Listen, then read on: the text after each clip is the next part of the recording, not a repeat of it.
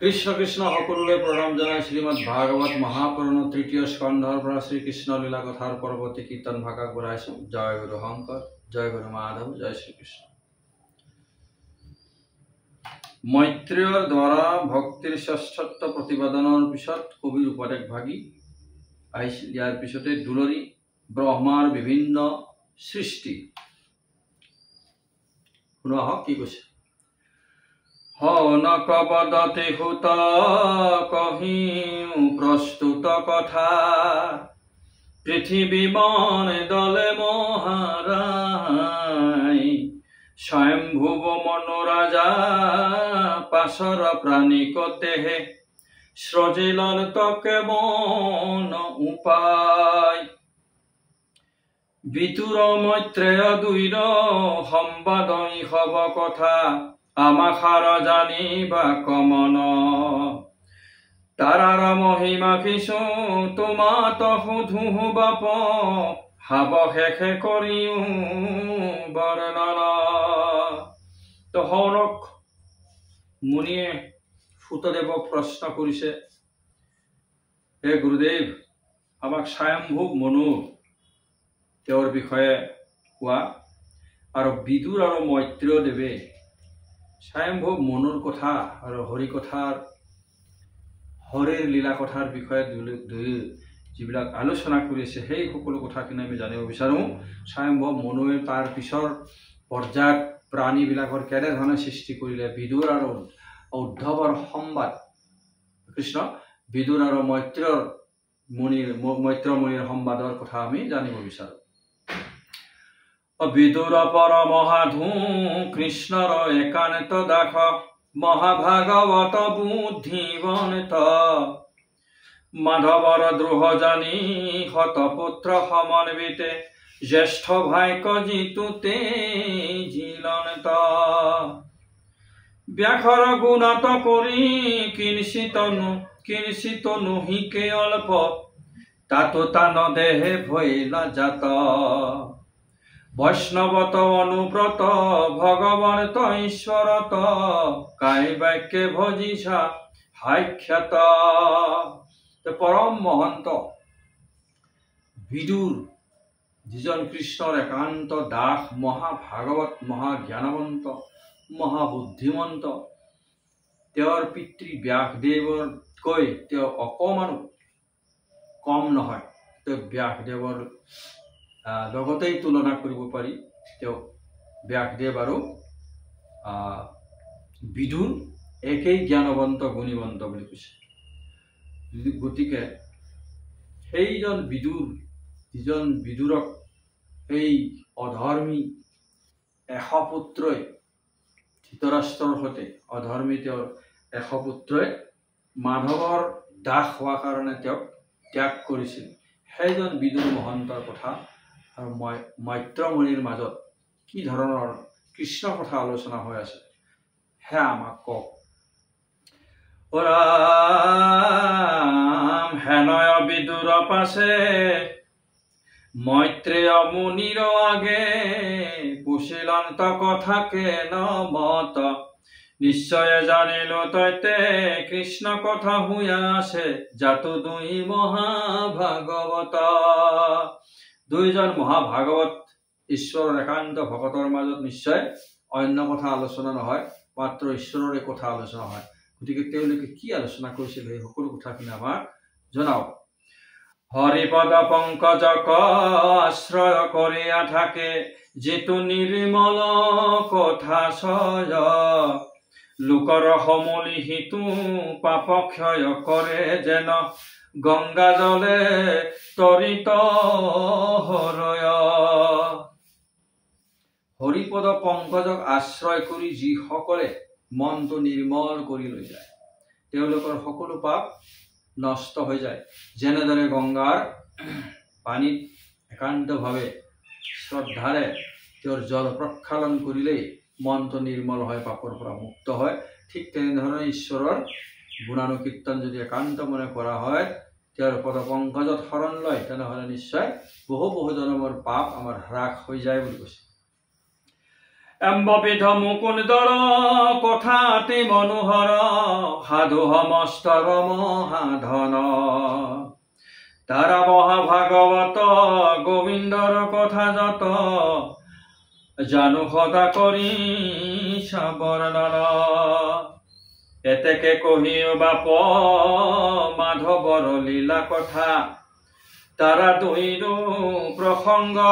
তুলি কোন দাৰুণ আছে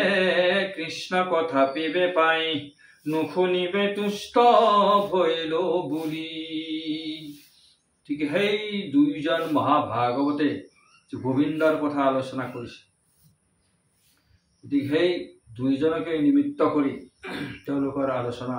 কি কৰিছে, তেওঁলোককে নিমিত্ত কৰি তেওঁলোকৰ মধ্যমেৰে সেই কৃষ্ণ কথা তুমি আমাক শুনোৱা। আৰু এনেকুৱা এজন ঈশ্বৰৰ কথা কোনজন লোকে শুনিব নোখোজিব, যিসকল ঈশ্বৰত বিশ্বাস বা ঈশ্বৰত আস্থা ৰাখে। ৰাম শৌনক মুনিৰ এহি হৰি লীলা প্ৰশ্ন শুনি হৰি ভক্ত ভূততে তীক্ষৰ ভগৱান ঈশ্বৰৰ দিব্য কমনীয় ৰূপে প্ৰৱেশ ভৈলে কজায় মন। শৌনক মুনিৰ এনেকুৱা ধৰণৰ শ্ৰদ্ধাপূৰ্ণ হৰিলীলা কথা শুনাৰ যিটো উৎসুকতা তেওঁ প্ৰকাশ কৰিছে আৰু তেওঁ প্ৰশ্ন কৰিছে, তেতিয়া সুতমুনি বহুত সন্তুষ্ট হ'ল, আনন্দিত হৈ তেওঁ নিজৰ ধ্যান বলেৰে ঈশ্বৰৰ স্বৰূপটোতেই তেওঁ সোমাই গ'ল আৰু কিছু দেৰি তেওঁ মৌন হৈ থাকিল, গদগদ হৈ ঈশ্বৰৰ আৰাধনা কৰি থাকিল। ৰাম ভগৱান ঈশ্বৰৰ দিব্য কমনীয় ৰূপে প্ৰৱেশ ভৈলে কজাই মন সৰ্বাংগ পুলক আতি চক্ষুৰ লোতক জৰে কত ক্ষণে মৌনে ৰহিলনিত পাছে সন্ধুক্ষণ হোয়া শুনা হব কৃষ্ণ পাছে সন্ধুক্ষণ হোয়া শুনা হব বুলি প্ৰেমে আতি কহিবে লাগিলা। তো তেওঁ কিছু দেৰি অতি আন্তৰিকতাৰে একাগ্ৰভাৱে ঈশ্বৰৰ স্বৰূপতে সোমাই গ'ল। মানে তেওঁ ঈশ্বৰক একান্ত মানে আৰাধনা কৰিলে, তেওঁৰ চকুলো ববলৈ ধৰিলে। কিছু সময় তেওঁ ক্ষান্ত হ'ল, তাৰপিছতে নিজকে সুস্থিৰ কৰি শৌনক আদি ঋষিসকলক ক'বলৈ ধৰিলে, শুনা মুনি হ'ব ইয়াৰ পিছৰ কথাখিনি। ৰাম মায়ায়ে শুকৰ ৰূপ ধৰি দেৱ ভগৱানিত কৰিয়াতে বিপৰীত লীলা ৰসাতলে হনতে ভূমি উদ্ধাৰিয়া নীলা হৰি হিৰণ্যাক্ষ দৈত্যক বোধিলা। মায়াৰ বলেৰে তেওঁ বৰাহ ৰূপে অৱতাৰ ধৰি এই ভূমিত হিৰণ্যাক্ষক বধ কৰি বসুমতীক ৰসাতলৰ পৰা আনি উদ্ধাৰ কৰে। ইষব বিষ্ণুৰ লীলা শুনি আনন্দিত হোৱা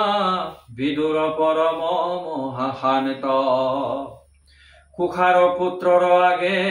আতিশয় অনুৰাগে কৰজোৰে দুনাই পুছিলনিত।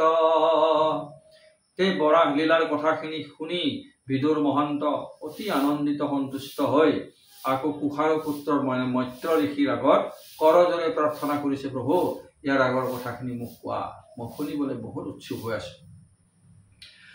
অপিতুৰে বোলন্ত গুৰু পুনু এহি কথা কহা ব্ৰহ্মা জগতৰ সৃষ্টিকৰ প্ৰজা উপজাইবে লাগি সৃজিলনিত প্ৰজাপতি তেহে কি সৃজিলা তাতপৰ। বিদুৰে কৈছে যে ব্ৰহ্মা জগতৰ সৃষ্টিকৰ আৰু তেওঁ প্ৰজাৰ সৃষ্টিৰ কাৰণে প্ৰজাপতিবিলাকৰ সৃষ্টি কৰাৰ পিছত আকৌ তেওঁ কি সৃষ্টি কৰিছে। মৰিষি প্ৰমুখে মুনি তাহাৰ ব্ৰহ্মাৰ বাণী ধৰি প্ৰজা সৃজিলা যিমত ভাৰ্যা হমে স্বয়ম্ভুৱ কোনো প্ৰজা সৃষ্টি কৰি প্ৰৱৰ্তিল কহি সম্প্ৰত। তো মৰীষি প্ৰমুখ্যে ঋষিসকল ব্ৰহ্মাৰ পৰাই উৎপত্তি হৈছে আৰু তেওঁলোকেনো কি সৃষ্টি কৰিলে তাৰপিছত ভাৰ্যাৰ সৈতে স্বয়ম্ভু মুনিয়ে কেনেধৰণে সৃষ্টি প্ৰৱৰ্তন কৰিছে বদতে মৈত্ৰেয় মুনি থাকিও বিদুৰ শুনি কহ ব্ৰহ্মা সৃজিলন তজাত স্বয়ম্ভুৱ মনু আদি যেন মতে প্ৰজা সৃষ্টি কৰিলান ত কহিবু সমস্ত মৈত্ৰ মুনি ক'লে শুনা বিদুৰ ব্ৰহ্মাই কেনেধৰণে সৃষ্টি কৰিলে তেওঁ স্বয়ম্ভু মনুহঁতৰ ওপৰত সৃষ্টি কৰিলে প্ৰজাপতিসকলৰ সৃষ্টি কৰিলে তেওঁলোকে কেনেধৰণে নিজৰ নিজৰ সৃষ্টি আগবঢ়ালে সেইখিনি শুনা আগে বিধি মহাশয় প্ৰজা সৃজীৱ কৃষ্ণ আগে বিধি মহাশয় সৃজি নানা প্ৰাণী শয় আনু প্ৰজা চিন্তিলা মনত মহালোভী কামাতুৰ বিস্তৰ অসুৰ সুৰ জন্মাইলা আপোনাৰ জংঘনত নানা ধৰণৰ প্ৰাণী সৃষ্টি কৰাৰ পিছত তেওঁ ব্ৰহ্মাই আৰু সৃষ্টিৰ কাৰণে চিন্তা কৰি তেওঁৰ জংঘাৰ পৰা অসুৰ দৈত্যবিলাকৰ সৃষ্টি কৰিলে বুলি কৈছে পৰাম হিতু দুষ্ট দৈত্য হব কামে আতি মোহ হোৱা তাংক শৃংগাৰক খেদি যায় দেখি বিধি ভূয়া ভয় মহাবেগে পলাই যায় বিষ্ণুৰ সমীপ পাই নাযায় তো জংঘাৰ পৰা সেই অসুৰবিলাকৰ সৃষ্টি কৰিলে আৰু সেই অসুৰবিলাকে ব্ৰহ্মাকে শৃংগাৰ কৰিবলৈ উদ্যুত হ'ল আৰু ব্ৰহ্মাই সেই ঘটনা দেখি সৰ্বনাশ হ'ল বুলি তেওঁ বিষ্ণুৰ ওচৰ পালেগৈ ৰক্ষা কৰা আৰ্তৰাৱে বোলে বাণী ৰাখা ৰাখা পদ্ম পানী হেৰা মুখ দৈত্যে কৰে বল শুনি বুলিলন তহৰি এৰিয়োক শীঘ্ৰ কৰি ইটো দেহভূত অমংগল যেতিয়া দৈত্যবিলাকে তেওঁক শৃংগাৰ কৰিবৰ কাৰণে খেদি যায় তেতিয়া তেওঁ বিষ্ণুৰ ওচৰ পালেগৈ হে প্ৰভু মোক ৰক্ষা কৰা এই দৈত্যসকলৰ পৰা মোক ৰক্ষা কৰা তাৰপিছত আকৌ মাধৱে ক'লে তুমি ভয় নকৰিবা তুমি এই দেহটো তোমাৰ অমংগল হ'ল অপবিত্ৰ হ'ল তুমি এতিয়া এই দেহটো ত্যাগ কৰা সোনকালে ত্যাগ কৰিবলৈ দিছে মানে আমি এনেকুৱা ধৰণৰ যদি অসৎ বাসনা সৃষ্টি কৰোঁ আমাৰ মনত আৰু সেই অসৎ বাসনাই আমাক খুলি খুলি খাবলৈ ধৰে বা সেই অসৎ বাসনাই আমাক সেই অসৎ কৰ্মভাগ কৰিবলৈ প্ৰেৰণা যোগাই থাকে বা একেবাৰে মানে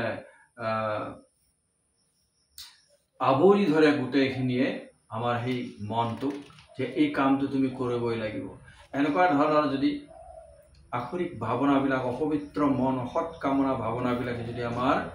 মনটোক আগুৰি ধৰে এই কৰ্মভাগ কৰিবই লাগিব তেতিয়া মনটোৱে বুদ্ধিয়ে উপায় নাপায় কি হ'বকে একো বিচাৰি নাপায় আৰু ঈশ্বৰৰ চিন্তন তেতিয়ালৈকে নকৰে তেতিয়ালৈকে সেই অসৎ কামনা ভাৱনাবিলাকে আমাৰ মনত প্ৰতিক্ৰিয়া কৰে আৰু সেই প্ৰতিক্ৰিয়াৰ কৰাৰ দ্বাৰা আমাৰ দ্বাৰা অসৎ কামনা বাসনাবিলাকৰ চৰিতাৰ্থ কৰিবৰ কাৰণে সেই কৰ্মবিলাক কৰিবলগীয়া হয় আৰু সেই কৰ্মবিলাক কৰিলেই আমাৰ অমংগল হয় আমি শাস্তি ভুগিবলগীয়া হয় গতিকে ঠিক তেনেধৰণে এটা ইয়াত সুন্দৰ কথা ওলাইছে অৰ্থ ওলাইছে অসৎ ভাৱনাবিলাকক কেতিয়াও প্ৰশ্ৰয় দিব নালাগে সেইকাৰণে ব্ৰহ্মাই এই অসুৰ দানৱবিলাক যেতিয়া তেওঁৰ পিছত পৰি গ'ল তেওঁ চিধাই বিষ্ণুৰ ওচৰলৈ গ'ল বিষ্ণুৱে সিহঁতক ৰক্ষা কৰিব পাৰিব ঠিক তেনেধৰণে আমাৰ যদি মনবিলাক সেই আমাৰ অসৎ ৰিপুবিলাকেৰে ভৰি পৰে সেইবিলাক যদি আমাক